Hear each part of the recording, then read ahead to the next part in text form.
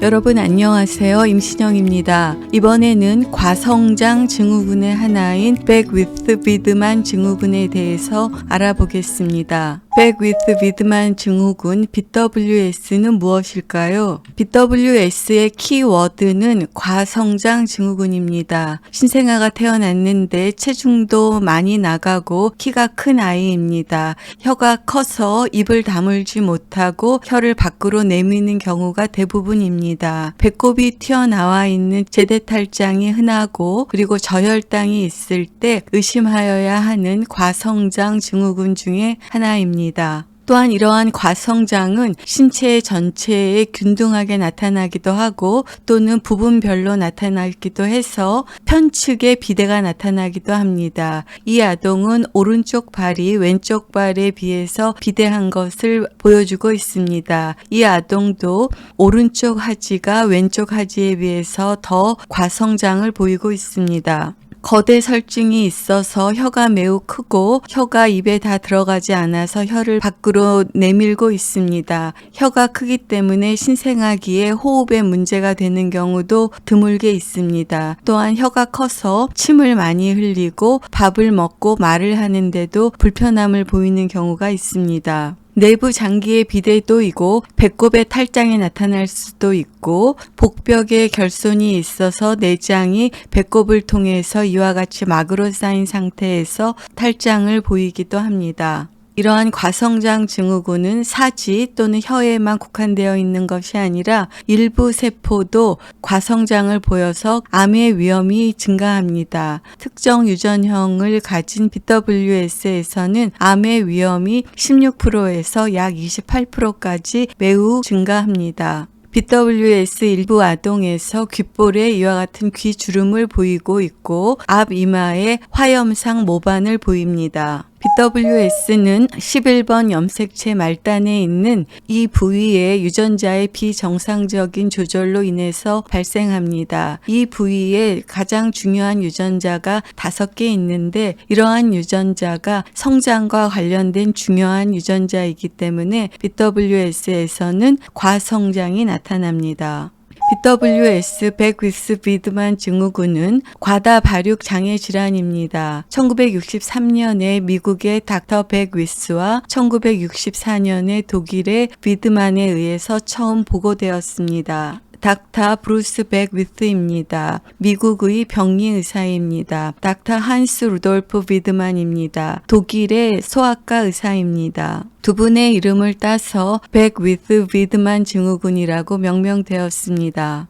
BWS의 증상에 대해서 알아보겠습니다. 아기가 크고 혀도 크고 이러한 과성장은 경우에 따라서는 편측 비대증으로 나타나기도 합니다. 내부 장기도 크고 또한 신생아 저혈당증을 보이는 경우들이 많이 있습니다. BWS에서는 암의 위험성이 증가하는데 특히 태아에서 나타나는 미성숙한 세포로 구성되어 있는 배아 종양 엠브리오날 튜머가 특징적으로 나타납니다. 아기가 크고 혀가 큰 것이 가장 흔히 나타나는 증상이고 신생아가 태어났을 때 나타나는 것이 일부이지만 그 이후에 나타나는 경우도 있습니다. 저혈당을 보이고 인슐린 과다증을 보입니다.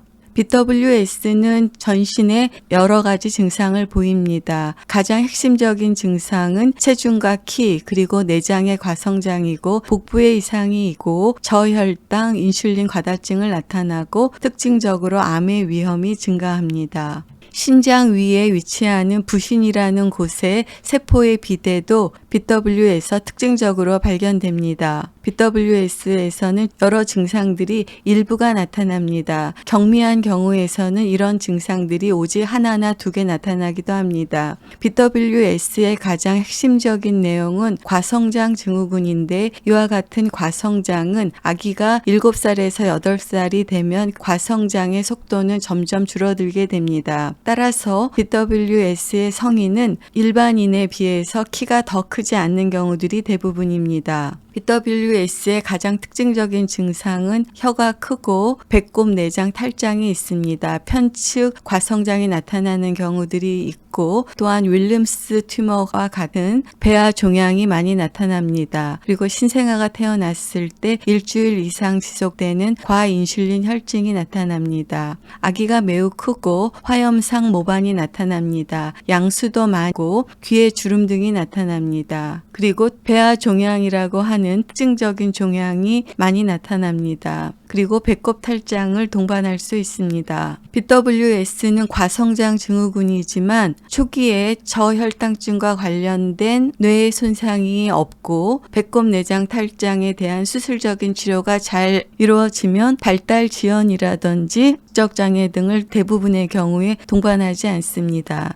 백위스 위대만 증후군 아동들은 처음에 태어났을 때 저혈당을 잘 치료하고 배꼽 내장 탈장을 성공적으로 치료하여야 합니다. 그리고 아동기 전 기간 동안에 암이 발생하지는 않는지를 면밀하게 관찰하고 암이 발생했을 적에는 이것에 대한 적극적이고 성공적인 치료를 하면 이후에 아동은 잘 성장할 수 있습니다.